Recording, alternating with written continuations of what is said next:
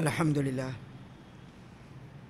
Wassalatu wassalamu ala rasulillah wa ala alihi wa ashabihi wa ahli baitihi wa man tabi'ahum bi ihsanin ila yawmiddin.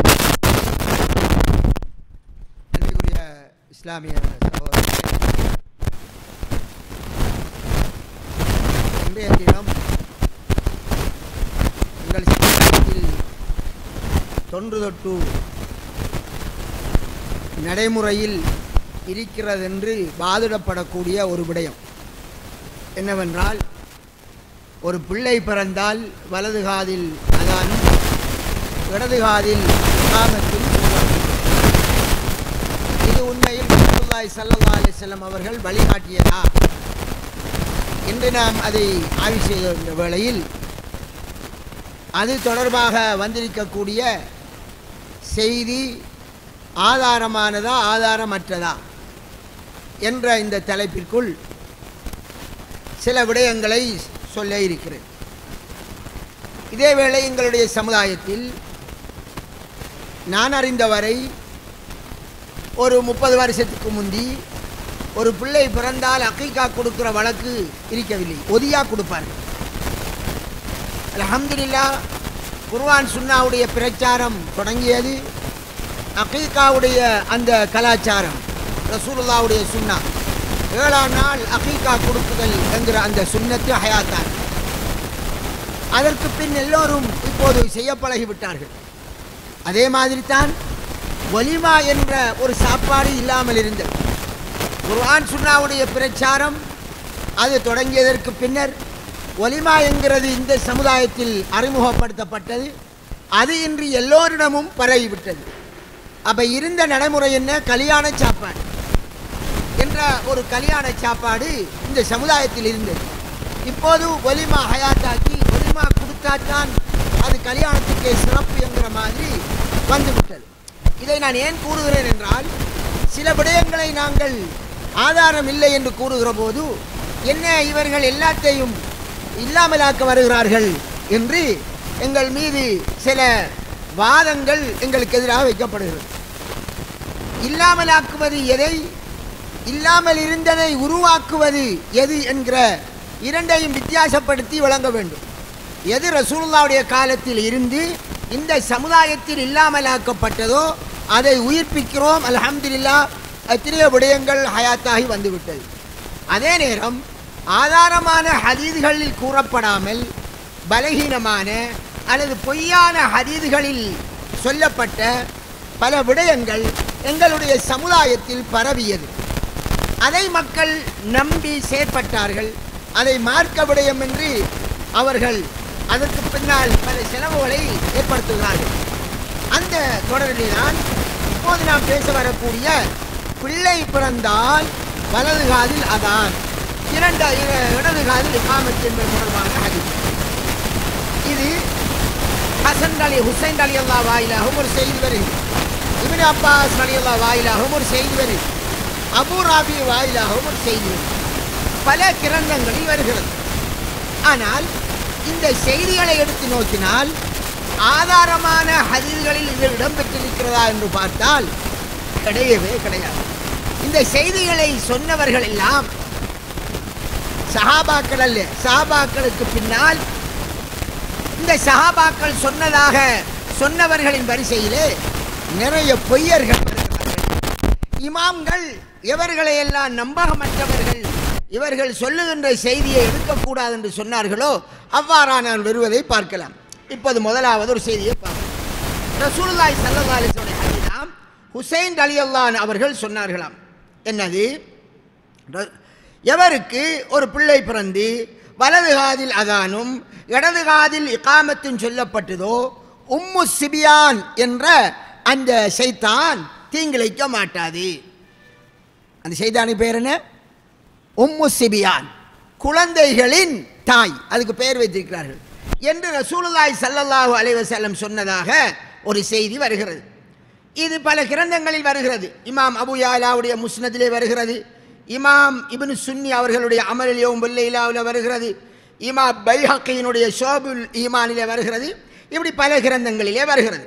சரியே, இந்த செய்தியை ஹுசைன் ரலியல்லாஹு அன்ஹு அவரிடமிருந்து கேட்கக்கூடிய அந்த அறிவிப்பாளர், அதை அடுத்து வரக்கூடிய அறிவிப்பாளர், அதை அடுத்து வரக்கூடிய அறிவிப்பாளர்கள், ஒரு ஆசிரியர், ஒரு மாணவர், அடுத்த மாணவர் என்று தொடராக இந்த 3 பேரும் இமாம்கள் இவர்களுடைய செய்தியை ஏற்க முடியாது என்று சொன்னவர்கள். சரிய ஹுசைன் ரலியல்லாஹு அந்த வரிசையில் உள்ள 3 பேரை பற்றி நாங்கள் சுருக்கமாக பார்ப்போம். ஒரு ஆள் வாரார், மர்வான் இப்னு சுலைமான் என்கிறவர். அவர் வாயிலாகத்தான் இந்த செய்தி வருகிறது. மர்வான் இப்னு சுலைமான் அவரை பற்றி கொஞ்சம் விரிவாக பார்ப்பதற்கு முன்னர் இதோ எனது கையில் இருக்கிற ஒரு கிதாப். இது யார கிதாபு? ஃபைதுல் கதீர் ஷரஹுல் ஜாமிஉ ஸகீர். நான் இந்த கிதாபை எடுத்தேன் என்றால் மௌலைமார்கள் குர்ஆன் சுன்னாவை பின்பற்றாத மதுஹபு கருத்துக்களையே பின்பற்றக்கூடிய நிறைய பேர் இருக்கிறார்கள். அவர்கள் சில இமாம்கள் சொன்ன புத்தகத்தை தான் எடுப்பார்கள். அந்த அடிப்படையில் இதையும் எடுப்பார்கள். சரி, இது ஜாமிஉ ஸகீர் என்றால் இமாம் சுயூத்தி எழுதின கிதாபுக்கு விரிவுரை இமாம் முனாவி எழுதியது. சரியா? அதிலே அவர் இதுக்கு விரிவுரை எழுதும் போது என்ன சொன்னார் என்றால், இந்த ஹதீதை கொண்டு வந்து பின்னர் எழுதுகிறார். எனக்கிட்ட இருக்கிற பிரதியில 238வது பக்கம், ஃபைதுல் கதீர் ஷரஹுல் ஜாமிஉ ஸகீர். என்ன சொன்னார் என்றால், அதாவது இமாம் ஹைஸமி சொன்னார். இமாம் ஹைஸமி என்றால் நூருத்தீன் ஹைஸமி, அவருக்குரிய கிதாப் மஜ்மஉ ஸவாயித். இவரார் இமாம் ஹைஸமி என்றால் நாம் எல்லோரும் அறிஞ்சிருக்கக்கூடிய இமாம் இப்னு ஹஜர் அஸ்கலானி என்று அவருடைய பேர் இந்த இடத்தில் சொல்லப்படுகிறது ரஹ்மஹுல்லாஹ். அவருடைய உஸ்தாத். அவர் சொல்வதாக சொல்கிறார், இதிலே வரக்கூடிய இந்த மர்வான் இப்னு சாலிம் என்கிறவர் வருகிறார். வஹுவ மத்ரூக். இந்த வார்த்தை அதிகமாக சொல்லப்படுதுங்க. மத்ரூக் என்றால் ஒரு தூக்கி வீசப்பட்ட நபர். அவன் செய்தியா தூக்கி போட்டு வேலையை பாருங்க மமலா, அப்படியான ஒருவர் தான். அவர் வாயிலாகத்தான் இந்த செய்தி வருகிறது. இமாம்கள் அவரை மத்ரூக் என்று சொல்லிவிட்டார்கள். சரி, ஒன்று. அதோட அவர் நிப்பாட்டல. இதுல இன்னொருவர் வருகிறார், யஹ்யா இப்னு அலா என்கிறவர் வாரார். அவரை பற்றி, அவர் இந்த மர்வானுடைய மாணவன், மர்வான் சொன்னதாக சொல்ல இந்த யஹ்யா.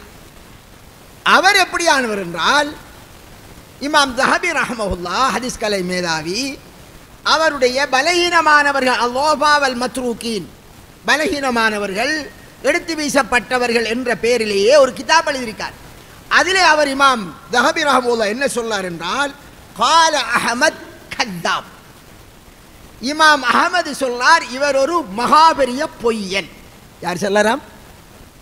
இமாம் அஹமது பின் ஹம்பல் ரஹ்மஹுல்லாஹ் சொன்னார், இவர் மகாபெரிய பொய்யன் என்று சொல்லியுள்ளார். வல்லாஹ், இட்டுக்கற்றவர், ஹதீஸ்களை இட்டுக்கட்டக்கூடியவர், அப்படியானவர் இதிலே இடம்பெற்றிருக்கிறார்.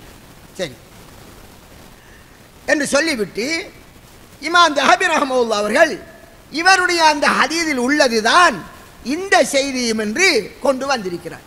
இது யார் எழுதின கிதாபு? சுயூத்தி இமாமுடைய அந்த ஜாமிஉ ஸகீருக்கு எழுதப்பட்ட விரிவுரையிலே அழகாக சொல்லப்பட்டாச்சு.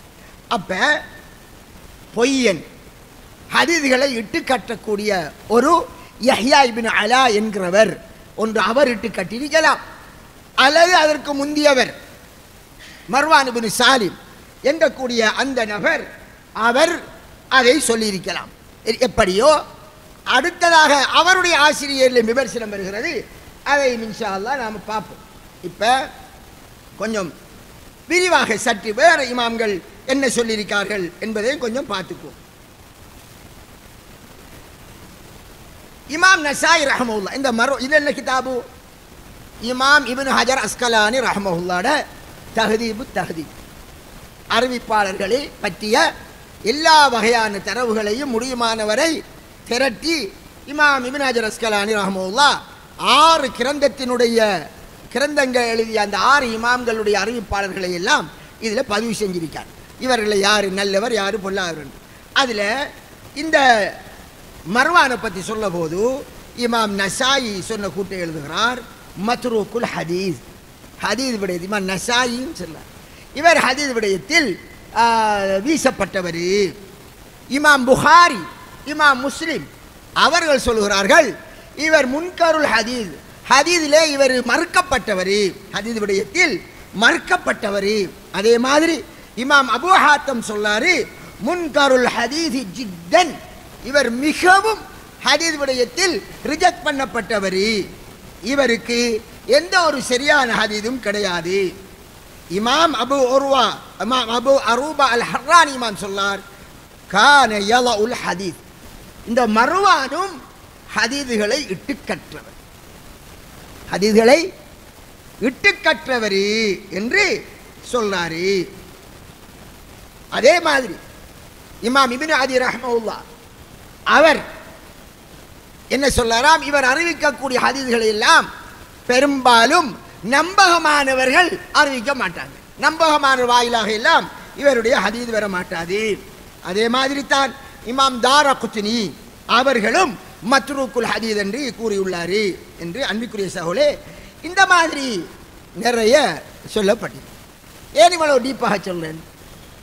இமாம் புகாரி, இமாம் அஹமத், இமாம் தாரகுத்னி, இமாம் முஸ்லிம், இமாம் அபு ஹாத்திம், இமாம் நசாயி, இந்த மாதிரி இமாம்கள் எல்லோரும் இவர் ஒன்று வீசப்பட்டவர், கணக்கெடுக்கப்படாதவர் என்று சொன்ன இவருடைய செய்தியைத்தான் வைத்துக்கொண்டு உம்மு சிபியான் ஒரு ஹஸ்ரத் பயான் பண்றார், இந்தியாவை சேர்ந்த ஒரு ஹஸ்ரத் பயான் பண்றாரு. ரசூலுல்லாஹி ஸல்லல்லாஹு அலைஹி வஸல்லம் அவர்கள் சொன்னார்களாம், இப்படி பாங்கு சொன்னால் வலது காதில் பாங்கு இடது காதில் இகாமத்து சொல்லப்பட்டால் அந்த உம்மு சிபியானுடைய சைத்தான் தீண்ட மாட்டாது என்று அவர் பயான் பண்ணி மக்கள் ஆசை விட்டார். நான் என்ன சொல்லணுண்டா, மக்களுக்கு மத்தியில் ரசூலுல்லாஹி ஸல்லல்லாஹு அலைஹி வஸல்லம் அவர்கள் சொன்னார்கள் என்று ஒன்று சொல்வதாக முன்னால் உண்மையிலே இப்படி ஒரு செய்தி இருக்குதா, இதை பற்றி இமாம்கள் என்ன சொல்லி இருக்கிறார்கள், இதை கொஞ்சமாவது பார்க்கறலையா? எவ்வளவு தைரியம் வேணும்? இட்டு கட்டுகிற பொய்யர்கள் சொல்லுகிற செய்தியை ரசூலுல்லாஹ் சொன்ன ரசூலுல்லாஹ் சொன்ன ரசூலுல்லாஹ் சொன்ன என்று சொல்லி சொல்லி சொல்லி மக்களுக்கு சொன்னால் ரசூலுல்லாஹி ஸல்லல்லாஹு அலைஹி வஸல்லம் சொல்லாத ஒரு விடயத்தை அவர் சொல்லவில்லை என்று கருதப்படக்கூடிய விடயத்தை ரசூலுல்லாஹி ஸல்லல்லாஹு அலைஹி சொன்னதாக சொன்னால் எவ்வளவு பெரிய பாவம் மாதிரி. இமாம் இப்னு ஹிப்பான் ரஹ்மஹுல்லாஹ் அவர்கள் சொல்லுகிறார்கள், இவர் பிரபலமானவர்களை தொட்டும் நம்பகமற்ற செய்தியை எல்லாம் அறிவிப்பாராம், நம்பகமானவர்களுடைய பெயரிலே அவர்களோடு சம்பந்தமில்லாத செய்திகளை எல்லாம் கொண்டு வராம். அதனால இந்த மாதிரி இந்த மர்வான் என்கிறவர் அதிகமாக சொல்லத் தொடங்கினதால அவருடைய செய்திகளை ஆதாரத்துக்கு எடுப்பதே அது பிழையாக போய்த்து, அது பாத்திலா போயிட்டு. இமாம் ஷாஜி ரஹ்மத்துல்லாஹ் அவர்களும் என்ன சொன்னார்கள், கத்தாபுன், மிகப்பெரிய பொய்யன் இந்த மர்வான், யதஉல் ஹதீஸ், ஹதீஸ்களை இட்டு கற்றவர் என்று எதில் எழுதி வச்சிருக்கு? இது தஹதீபு தஹதீப், ஹதீஸ் சாஃப்ட்வேர்களையும் இருக்கு, மதரசாக்களில் கிதாபுகள், அதாவது அறிவிப்பாளரை பற்றி ஆய்வு செய்யறதுக்காக ஆய்வு கலையை போதிக்கிற மதரசாக்களில் இருக்கும், இல்லாட்டி நாம் ஒன்றும் செய்யலாம். இமாம் இப்னு ஹஜர் அஸ்கலானி ரஹ்மத்துல்லாஹுடைய தஹதீபு தஹதீப் எடுத்து பாருங்கள், மௌலைமார்கள் பாருங்கள், கண்ணப்பத்திக்கு சொல்லாதீர்கள், ஊரில் வழக்கிருந்த எண்ணத்துக்காக இந்த மாதிரியெல்லாம் அவுட் விடாதீர்கள், மறுமையில் அல்லாஹ்வுடன் நாம் தண்டனைக்குரியவர்களாக ஆக வேண்டி வரும். ஆனால் தான் இந்த மாதிரி நான் கிதாபை எடுத்து காட்டி சொல்ல வேண்டி வருகிறது, சொல்லுகிறேன். தஹதீபு தஹதீப், இந்த தஹதீபு தஹதீபுக்கு இதனுடைய தாய் கிதாப் தஹதீபுல் கமால், இமாம் மிஸ்ஸி ரஹ்மத்துல்லாஹுடைய அந்த கிதாப் அதிலேயும் வருகிறது. அதே மாதிரி இந்த மர்வானை பற்றி இமாம் தஹபி ரஹ்மத்துல்லாஹ் அவர்களுடைய மீசானுல் இஅ்திதால், என்ன கிதாபு? மீசானுல் இஅ்திதால். அந்த கிதாப் என்ன இருக்கு? இந்த கிதாப்பை பற்றி நான் பலதரம் சொல்லியிருக்கேன். அவர்கள் பலகீனமானவர்கள் என்று விமர்சிக்கப்பட்ட அறிவிப்பாளரை பற்றி பேசுகின்ற இமாம் இப்னு ஹஜருக்கு முந்திய ஷேக் இமாம் அவரும் இந்த கூற்றுகளை அவருடைய கிதாபிலே நிறைய எழுதுகின்றார். இந்த மர்வான் எப்படிப்பட்டவர் என்று அதில் எழுதப்படக்கூடிய மாதிரியான கூற்றுகள் இதிலேயும் எழுதப்பட்டிருக்கிறது. இது 4வது ஜுஸுவிலே மர்வான் இப்னு சாலிமை பற்றி எழுதப்பட்டிருக்கிறது. எனவே அன்பிற்குரிய சகோதரர்களே, இது போன்ற மிக பலகீனமாக என்று சொல்லாமல் இட்டு கட்டுகிறவர்கள் சொன்ன செய்தியை நாங்கள் ரசூலுல்லாஹி ஸல்லல்லாஹு அலைஹி வஸல்லம் அவர்களின் பெயரால் சொல்லிவிடக்கூடாது. இது ஒரு ஹதீஸ், ஹுசைன் பின் அலி உம்மு சிபியான் என்ற செய்தித்தாளிலிருந்தும் பாதுகாப்பு பெறுவதற்காக ஓதப்படுறது என்று வந்த செய்தி. உம்மு சிபியான் அதுக்கு இந்த மாதிரி பாங்கோதுங்கன்னு சொல்லி. இப்போ ஹாஸ்பிட்டலில் பிள்ளை பிறந்தால் கஷ்டப்பட்டு தேடுவார்கள், யாராவது பாங்கோதுற ஆள் இருக்கான்னு தேடுவார்கள். சில நேரம் சிலர் அவங்களே சொல்லிக்கொள்வார்கள். நபி ஸல்லல்லாஹு அலைஹி வஸல்லம் அவர்கள் சொல்லியிருந்தால் நாம் செய்யத்தான் வேணும். ஆனால் நபி ஸல்லல்லாஹு அலைஹி வஸல்லம் அவர்கள் சொன்னதாக அந்த மாதிரி கிடையாது. அதே மாதிரி இதில் வரக்கூடிய ஒரு அறிவிப்பாளர்களான் தல்ஹத் இப்னு உபைதுல்லா என்கக்கூடிய அறிவிப்பாளர். இந்த மர்வானுடைய ஆசிரியர், மர்வானுடைய ஆசிரியர் அவர்தான் ஹுசைன் ரலியல்லாஹு அன்ஹு கேட்டாராம். இந்த தல்ஹாவை பற்றி தேடி பார்க்குற போது இவர் யார் என்று பார்த்தால் இவரை பற்றி எந்த தரவும் கிடையாது. மஜ்ஹூல், விலாசம் இல்லாத ஒரு நபர். தல்ஹத் இப்னு உபைதுல்லா என்ற ஆளிக்கார். அவர் ஹுசைன் ரலியல்லாஹு அன்ஹு கேட்டாங்களாம் என்று சொல்லார். என்றா தல்ஹாக்கு எந்த அட்ரஸும் இல்லை. அப்படி இனங்காணப்படாத ஒரு அறிவிப்பாளர். இவர் மஜ்ஹூல் என்று யார் சொல்லார்? இதுவும் இமாம் இப்னு ஹஜர் அஸ்கலானி ரஹ்மத்துல்லாஹ். நான் கூடுதலாக என்னுடைய இந்த தொடர் ஸ்பீச்சிலே ஹாஃபிஸ் இமாம் இப்னு ஹஜர் அஸ்கலானுடைய கிதாபுகளை கொண்டு நான் பேசுவேன். காரணம், ஷாஃபி, ஹனபி எல்லா இமாம்களும் எல்லா மௌலைமார்களும் சூபி மௌலைமார்களும் ஏற்றுக்கொள்ளக்கூடிய இமாம் தானார் ஹதீஸ் கலை மேதாவி, புகாரிக்கு விரிவுரை எழுதின ஃபத்துல் பாரி எழுதின இப்னு ஹஜர் அஸ்கலானி. அவருடைய கிதாபிலேயே இந்த தல்ஹத் இப்னு உபைதுல்லா மஜ்ஹூல் என்று அழகாக குறிப்பிட்டிருக்கிறார். அதனால் இது தக்ரீபு தஹதீப் என்ற கிதாப். அவருடைய தீர்ப்பை இதில் எழுதுவார். இந்த முந்தி சொன்னேனே தஹதீப் என்ற கிரந்தம் அது இப்னு ஹஜர் அஸ்கலானிக்குரியதான். இதில் எல்லா இமாம்கள கூர்த்தையும் எழுதுவார். இதில் அவருடைய கடைசி டிசிஷனை இதில் எழுதியிருப்பார். அந்த அடிப்படையில் அவரும் இந்த மாதிரி இந்த தல்ஹா அவரும் அட்ரஸ் இல்லாதவர். பாருங்கோ, ஹுசைன் ரலியல்லாஹு அன்ஹு அவர்கள்கிட்ட கேட்டு செல்ல தல்ஹா அவர் யாரென்று தெரியும். அவர மாணவன் என்கிற மர்வான் ஹதீஸ்களை இட்டு கற்றவர் என்று கூட சொல்லப்பட்டவர். அவருடைய மாணவர் என்கிற யஹ்யா இப்னு அலா அவரும் ஹதீஸ்களை இட்டு கற்றவர். இந்த இட்டு கற்றவர் ஹதீஸ்களை வச்சுக்கி இது ரசூலுல்லாஹ்வுடைய பேரில் சொல்லிக்கி நாம் சமுதாயத்தில் பேசுகிறது மிக பெரும் பாவம்.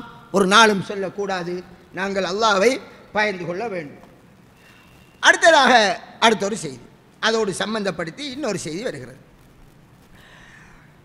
அது இப்னு அப்பாஸ் ரலியல்லாஹு அன்ஹு அவர்கள் சொன்னதாக வருகிறது. என்னையா, ரசூலுல்லாஹி ஸல்லல்லாஹு அலைஹி வஸல்லம் அவர்கள் ஹசன் ரலியல்லாஹு அன்ஹு, ஹசன் இப்னு அலி ரலியல்லாஹு மகன் ஹசன், ரசூலுல்லாஹ்வுடைய பேரண்ட காதில் பிள்ளை பிறந்த தினத்தில் பாங்கு சொன்னார். வலது காதில் அதான் சொன்னார், இடது காதில் இகாமத் சொன்னார் என்று அதிலே வருகிறது.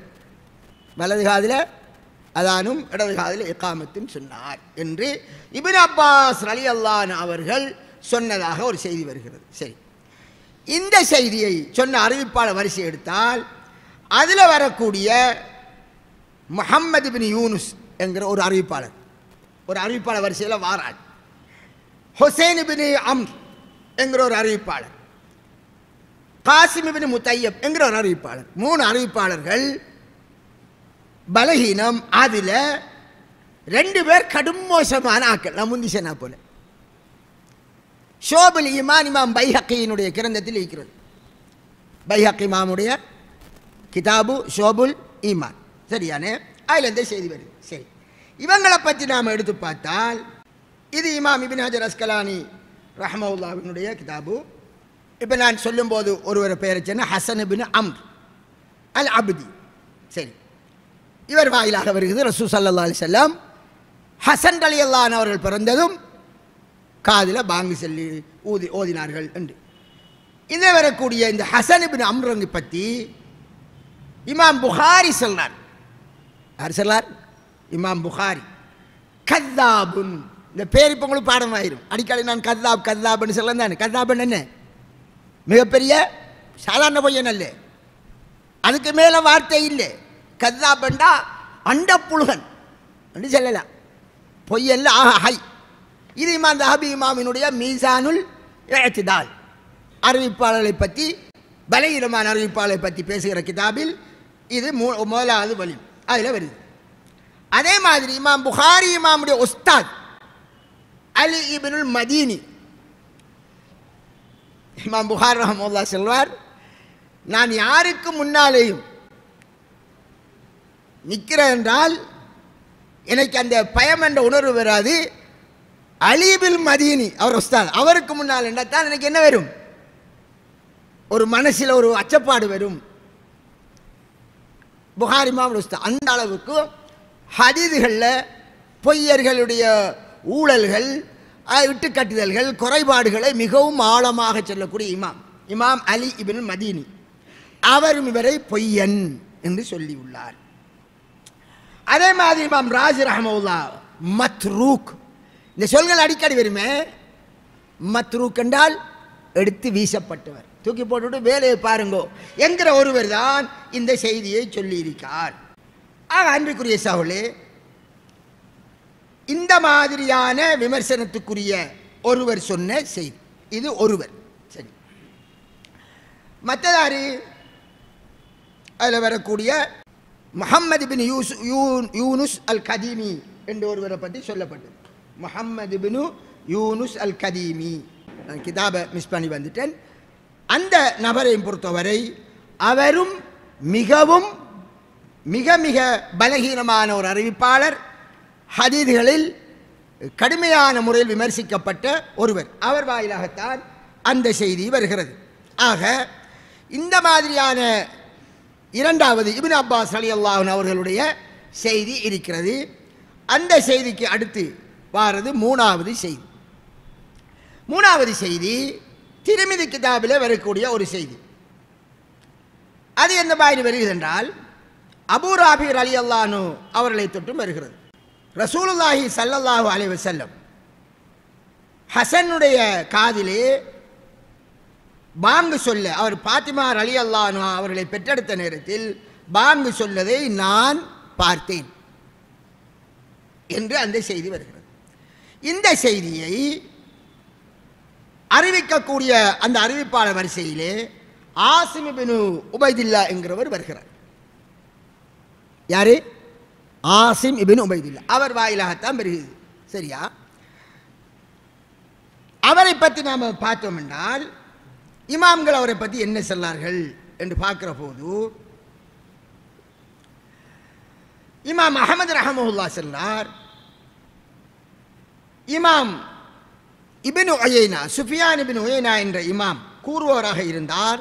இந்த ஆசிம் அறிவிக்கக்கூடிய ஹதீதுகளில் ரொம்ப இமாம்கள் அவருடைய ஹதீதை ரொம்ப, அதாவது தவிந்து கொள்ள தொடங்குவார்கள், விலை நடக்க பார்ப்பார்கள், லேசில் எடுக்க மாட்டார்கள் என்று சொல்கின்றார்.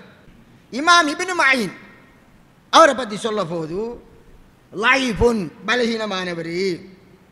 இமாம் இப்னு சாத் இமாம் சொல்ல போது அவர் ஹதீதுகளை அதிகம் அறிவிப்பவராக இருந்தார், ஆனால் அவரை ஆதாரத்துக்கு எடுக்க இயலாது. பலர் அவர்கிட்ட இருந்து ஹதீதுகளை எடுத்திருக்கிறார்கள் என்றாலும் அவருடைய ஹதீதிலே நிராகரிக்கப்பட்ட ஹதீதுகள் நிறைய வருகிறது என்று இமாம் யக்கூப் இப்னு ஷைபா ரஹ்மத்துல்லாஹி அவர்கள் அவரை பற்றி சொல்கிறார்கள். அதே மாதிரி இமாம் அபூ ஹாத்திமும் இமாம் புகாரியும், இமாம் அபூ ஹாத்திம் இமாம் புகாரி ரெண்டு பேரும் சொன்னார்கள், இவர் முன்கருள் ஹதீஸ், ஹதீஸ் விடயத்திலே நிராகரிக்கப்பட்டவர், லைஸலஹு ஹதீதுன் யுஅ்தமது அலைஹி என்று இமாம் அபூ ஹாத்திம் சொன்னார். இவருடைய ஹதீதுகளிலே ஏற்றுக்கொள்ளப்படுவதற்கு அல்லது ஆதாரமாக எடுத்துக்கொள்வதற்கு எந்த ஒரு ஹதீதும் அவருக்கு இல்லை. இந்த மாதிரியாக கால தாரகுத்னி மதனியுன் யுத்ரகு, இமாம் தாரகுத்னி இமாம் அவரும் சொல்லாரு, இவர் மதினாவை சேர்ந்தவர், அவர் மத்ரூக்கானவர் என்று. இந்த மாதிரி இவர் விடயத்தில் நிறைய விமர்சனங்கள், எந்த அதிகமாக இமாம்கள் எல்லோரும் அவரை ரிஜெக்ட் பண்ணி இவருடைய ஹதீதை ஏற்றுக்கொள்ள இயலாது என்று சொல்லி உள்ளார். அவர் வாயிலாகத்தான் இந்த ஹதீஸ் வருகிறது. எந்த ஹதீஸு? அபூ ராஃபி ரலியல்லாஹு அன்ஹு அவர்கள் சொல்லக்கூடிய செய்தி, ரசூலுல்லாஹி ஸல்லல்லாஹு அலைஹி வஸல்லம் அவர்கள் ஹசன் ரலியல்லாஹு அன்ஹு அவர்களுடைய காதிலே பாங்கு சொன்னார்கள், அதை நான் கண்டேன் என்று சொல்லக்கூடிய செய்தி.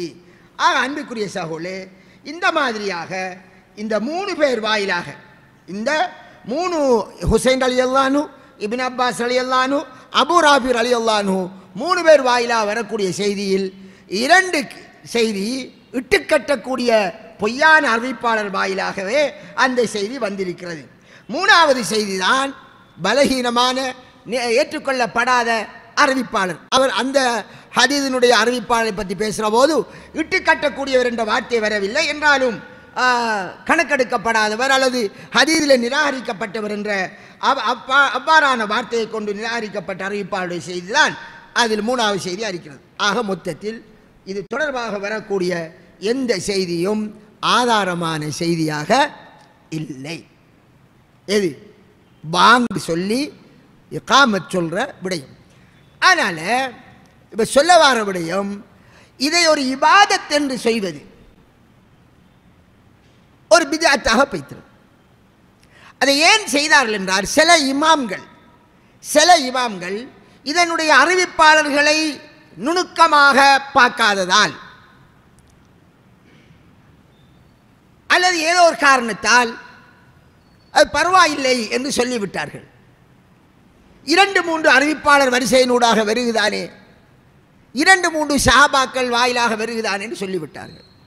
2-3 சஹாபாக்கள் வாயிலாக வந்தால் அது கொஞ்சம் பலகீனம் என்று இருந்தால், ஒருவருடைய பலகீனத்தை இன்னொருவருடைய அந்த சிறிய பலகீனமான இன்னொருத்தர் வருகிற போது 2ம் சேர்ந்து கொஞ்சம் வலுவாகும் என்கிற ஒரு தியரி இருக்கிறது. அதற்கு சில நிபந்தனைகள் இருக்கிறது. ஆனால் ஹதீஸ் கலை அறிஞர்கள் நியமித்த முடிவு, பலகீனமான ஒரு அறிவிப்பாளரின் செய்தியை இட்டுக்கட்டக்கூடிய அறிவிப்பாளரின் செய்தியை கொண்டு வலுப்படுத்த முடியாது.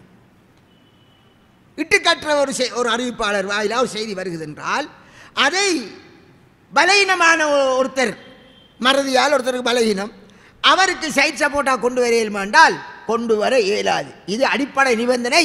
இதில் எந்த மாற்று கருத்தும் கிடையாது. ஹதீஸ் கலை மேதாவிகளை நியமித்த முடிவு என்று சொல்லலாம்.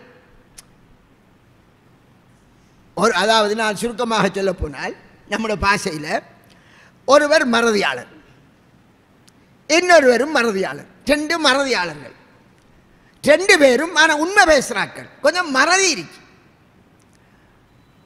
மறதியால தவறு செல்ல வாய்ப்பு இருக்கா இல்லையா? அப்போ உண்மை பேசுகிற ஒருவர் மறதியால ஒரு விடயத்தை தவறா செல்லலாம். அந்த வேளையில் மற்றவரும் ஒரு மறதியாளர் இருந்தார் தானே, அவர் சொல்லாரு, இல்லை அவர் செல்லபடிதான் நானும் செவிவிட்டேனுங்காரு. அப்போ 2 மறதியாளர்கள் உண்மை பேசுகிறாக்கள், ஆனால் 2 பேரும் ஒரே மாதிரி செல்லத்தால அந்த செய்திக்கு என்னவாக போகுது? ஒரு வலு வரப்போகுதா இல்லையா? வலு வரப்போகுது. ஒருவர் தான் சொன்னால் அவர் மறதியாளர், அதை எடுக்கலாண்டு தட்டி விடுவார்கள் லைவான செய்தி என்று.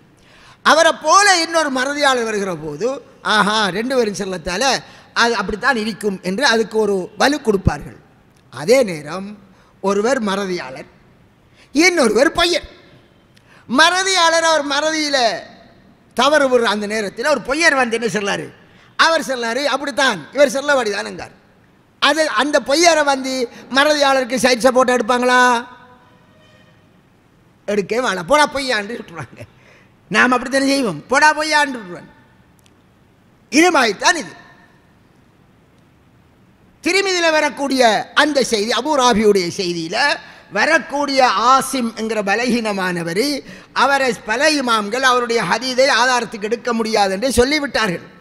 மத்ரூக் என்றும் கூட சொல்லப்பட்டு விட்ட சில இமாம்களால் என்றால் இவர் அவரை செய்தியை தூக்கி போட்டு போக வேண்டியதான், அவர் ரொம்ப பலகீனம், அதிகம் மறதியாளர் என்று சொல்லப்பட்டிருக்கு, விமர்சிக்கப்பட்டிருக்கார். அவருக்கு சப்போர்ட்டாக யாரை செய்தியை கொண்டு வந்தார்கள்? சிலர் பொய்யர்கள். ஹசன் ரலியல்லாஹு காதில் அவர் ரசூலுல்லாஹ் பாங்கு சொன்னார்கள் என்று பொய்யர்கள் சொன்ன செய்தியை கொண்டு வந்து இதுக்கு இது சப்போர்ட்டான என்றால் ஒரு நாளும் சப்போர்ட்டாக மாட்டாது. மொத்தத்தில் அந்த ஹதீஸ் நாங்கள் அமல் செய்வதற்கு தகுதியற்றது. சுன்னா என்று சொல்வதற்கு அதை ஒருபோதும் ஆதாரமாக கொள்ளக்கூடாது. அதனால் பாங்கு இக்காமத்துங்கிறது கிடையாது. பிள்ளை பிறந்தால் அவள் பிள்ளை பிறந்தால் என்ன இருக்கிறது? பிறந்த நேரம் நம்முடைய சமூகத்தில் ஒரு வழக்கு இருக்கு. அது என்னென்றால், ஈச்சம்பழத்தை மெண்டு ஒரு ஹசரத்தை கூட்டிக்கு வந்து, அந்த ஹசரத்துக்கு வைரஸ் இருந்தாலும் பரவாயில்லை,